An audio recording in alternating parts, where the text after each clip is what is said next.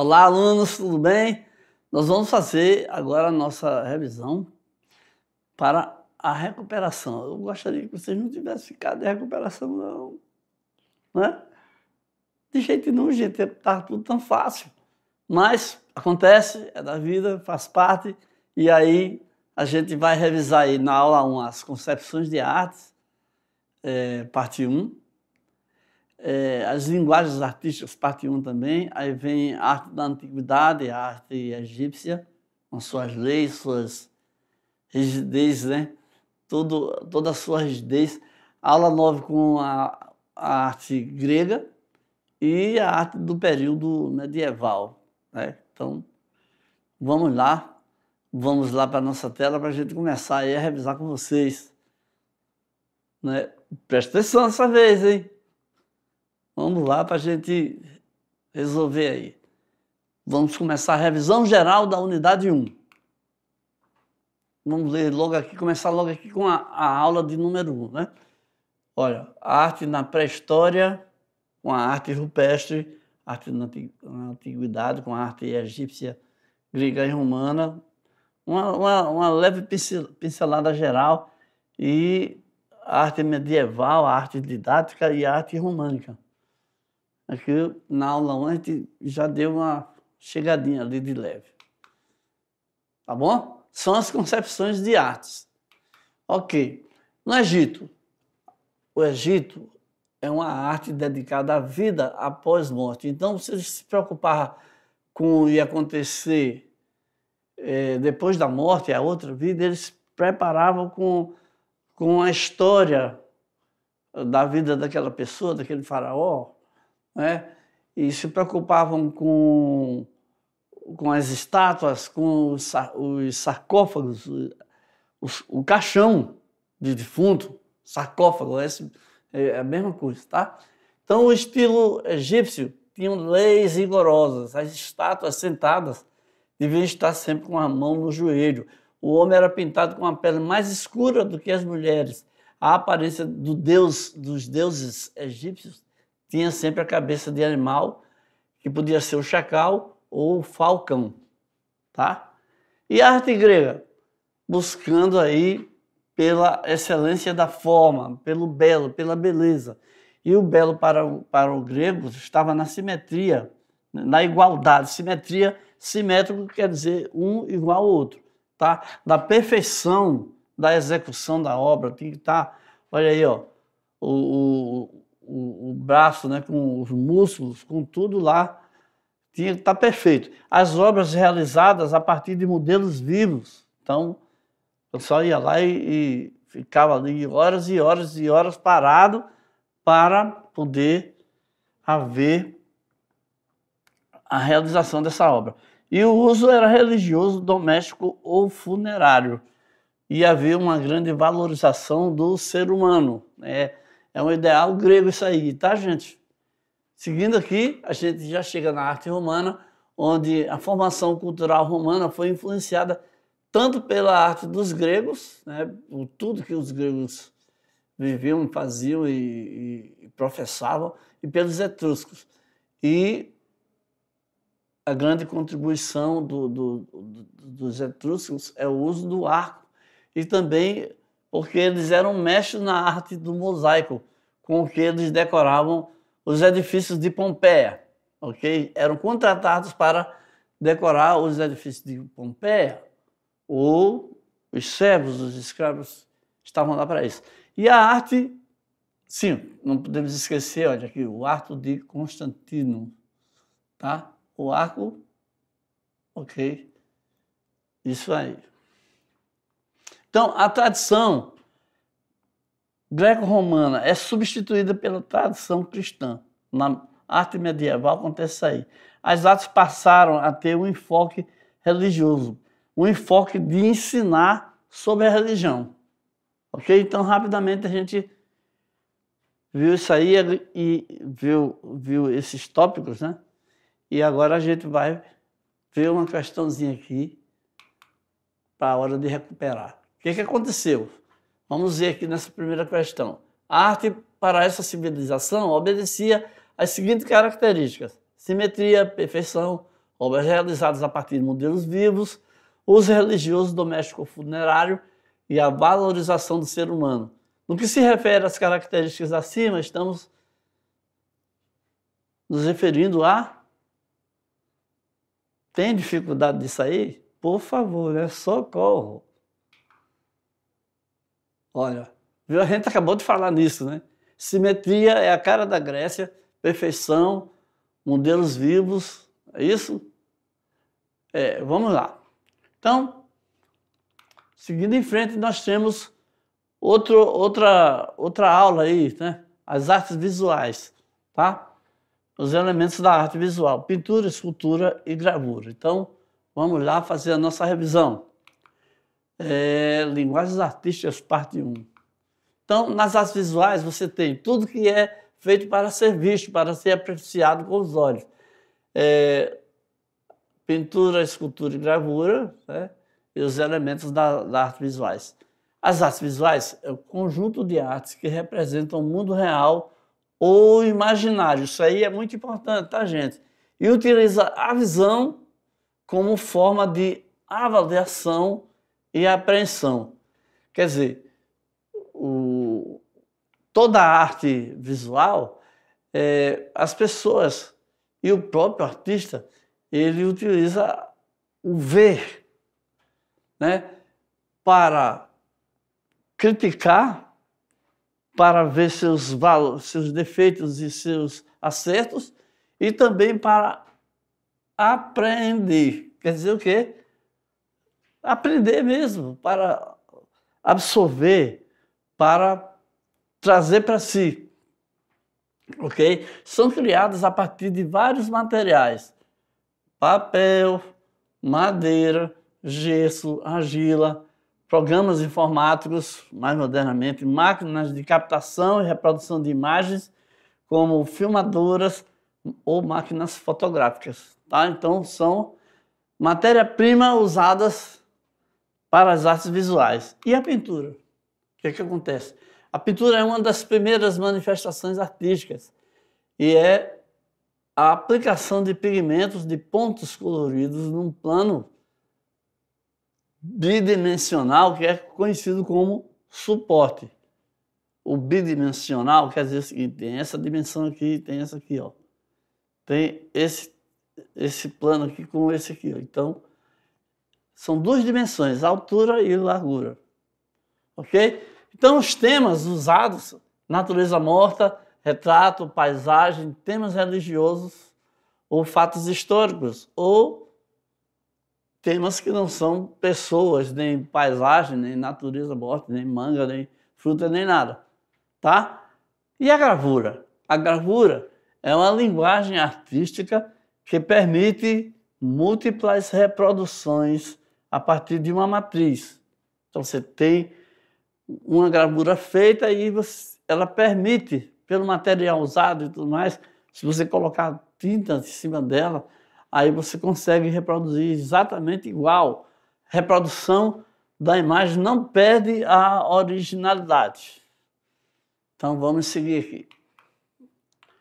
A escultura é uma das mais completas, né, porque ela vai além do plano dimensional. Ela tem uma linguagem tridimensional, porque tem 3 dimensões: altura, largura e profundidade, tá?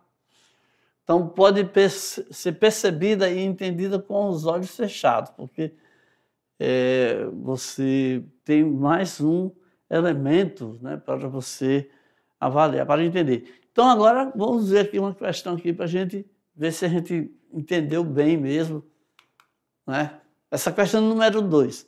Uma das primeiras manifestações artísticas consiste na aplicação de pigmentos coloridos num plano bidimensional, com suportes. Os temas podem ser natureza morta, retrato, paisagem, temas religiosos ou fatos históricos, ou temas abstratos, que são temas que não são figuras. Sobre esse conceito, está correto que se afirma em... Acabamos de falar nisso aí, né? Socorro, socorro. É possível que você vai errar isso aí, né? Por favor. Olha aí. Vice, Vamos para a próxima aula? Vamos lá. Vamos ver aqui Egito. Vamos falar aqui sobre o Egito. Né? Arte e religião se misturam aí. Vamos lá. Olha essa ilustração aqui. Olha a característica aí egípcia. Tá vendo? Vice a arte na antiguidade. Né? Vamos lá, gente. Arte e religião sustentavam os códigos e as regras a serem seguidas pelos artistas. Então, essa é a arte egípcia. Isso aqui é uma pedra. Foi encontrado onde tem desenhos, onde tem linguagens contando aí uma história, já fazendo parte da arte egípcia, okay? Da vida egípcia. E aí uma das coisas mais importantes, mais fortes que existia era a lei da frontalidade. A lei da frontalidade, todo artista tinha que representar uma figura ou objeto em primeiro plano, com o corpo de frente e a cabeça de perfil. Tá vendo aí, ó? A cabeça está de lado, os olhos estão de frente, o tronco está de frente também, mas a frontalidade diz respeito ao corpo, a cabeça e os membros laterais. Não esquece. Lei da frontalidade. Uma outra coisa sobre a arte egípcia, não podemos esquecer, são as maravilhosas pirâmides que permanecem ainda hoje como uma incógnita, como um mistério. Como foi construído, como foi que esses imensos blocos de terra, de pedra, foram colocados aí. Os maiores símbolos da arquitetura e da arte egípcia. Eles buscavam a perfeição de vida divina e imutável. Tá? E são gigantescas essas grandes pirâmides egípcias. Então aqui agora a gente vai ver uma questão, né? Questão de número 3. São os maiores símbolos da arquitetura e da arte egípcia. Eram construídos para ser o túmulo do faraó. O corpo do faraó seria ali preservado até este retornar da morte, para viver eternamente. Esse conceito refere-se ao quê? Né? Os maiores símbolos da arquitetura e da arte egípcia, as pirâmides. As pirâmides são imensos túmulos, são um tipo de túmulo, né? Olha aí, construídos para ser o túmulo do faraó. O corpo do faraó seria ali preservado até este retornar da morte, ou para viver eternamente. Ok? Então, aula 11 aí, vamos ver a arte romana e a arte bizantina, que é a arte que aconteceu no período medieval. Olha o castelo medieval aqui, ó. Viu? Vendo aí? São representações que mostram aí tipicamente a vida de desenvolver desse período, tá? Os cavaleiros com suas armaduras, tudo isso são valores desse tempo aí. Vamos lá. A arte romana, o que é? Seria uma imitação da arte grega? A estética grega foi fundamental para inspirar os romanos, que imprimiram características próprias nas pinturas, nas esculturas e nos mosaicos. Então, eles trouxeram nas pinturas, se inspiraram nos gregos, né, nos mitos gregos, para fazer suas pinturas nos murais. As esculturas com toques naturalistas, com rostos e trajes, detalhes das roupas, né? Isso aí, grandes influências que eles foram adquirindo e também transformando. E o mosaico como técnica decorativa. Olha aqui, exemplo de pintura e de mosaico, né? E aqui um exemplo de escultura. Ok? Então vamos lá. A arte medieval é considerada uma arte didática, porque é uma arte que era usada para ensinar, era usada do modo professoral, né? O início da Idade Média é caracterizado pela queda do Império Romano em 476. Sofreu a influência dos gregos, romanos, persas e árabes.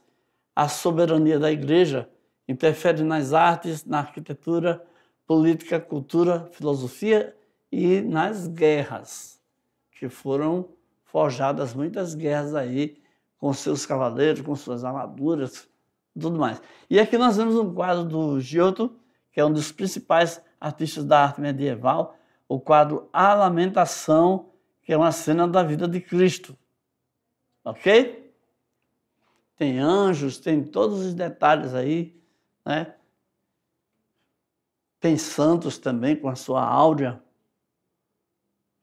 Vamos lá, sua auréola também. Vamos seguir então, para a gente ver a arte, o estilo da arte cristã bizantino. Vimos o romano, vamos ver o bizantino. Era rigidamente controlado pelo clero.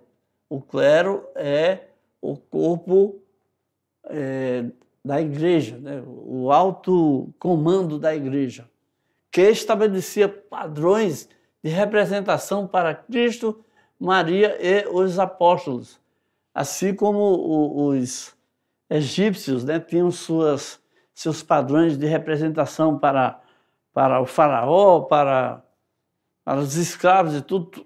Cada um tinha sua maneira de ser representado.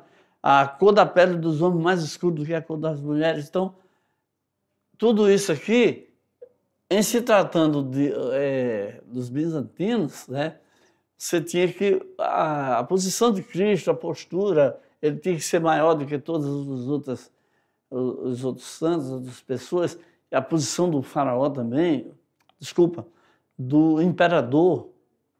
Prevaleceu, então essas ideias prevaleceram entre os séculos V e XV. O estilo bizantino tirava a liberdade do artista, que tinha que seguir o padrão, a posição do corpo, as proporções, as cores, tudo isso era determinado com o objetivo de evangelizar e impressionar o observador. Está vendo? Olha aqui essa situação aqui. Perfeito? Então vamos ver aqui, nossa hora de recuperar. Aqui é a questão número 4. Na questão número 4 fala o seguinte: no início da Idade Média é caracterizado pela queda do Império Romano, em 476. Sofreu influência dos gregos, romanos, persas e árabes. A soberania da Igreja interfere nas artes, arquitetura, política, cultura, filosofia e nas guerras também. Existiram as guerras santas. Sobre as características da arte bizantina, considere as acessões corretas. Olha, era uma arte que era rigidamente controlada pelo clero, estabelecia padrões de representação somente para o imperador. O estilo tirava a liberdade do artista. Tinha que seguir o padrão, a posição do corpo, as proporções e as cores, com o objetivo de evangelizar o observador. Então, quais são as que estão certas, quais que estão erradas? Como é que é a nossa alternativa de resposta? Somente o item 1, vamos ver aqui, a arte era controlada pelo clero que estabelecia padrões de representação somente para o imperador. É aqui que está o erro. Tá? Então, por isso que está errado aí. Ok? Seguindo então aqui, nós chegamos ao final da nossa revisão, tá? Aqui estão as nossas referências. Ficamos por aqui. Espero que vocês tenham captado aí tudo, estejam aí altamente preparados a partir de agora para se recuperar e deixar dessa bobeira aí, né, gente? Poxa vida, recuperação. Faz isso não. Valeu, tchau.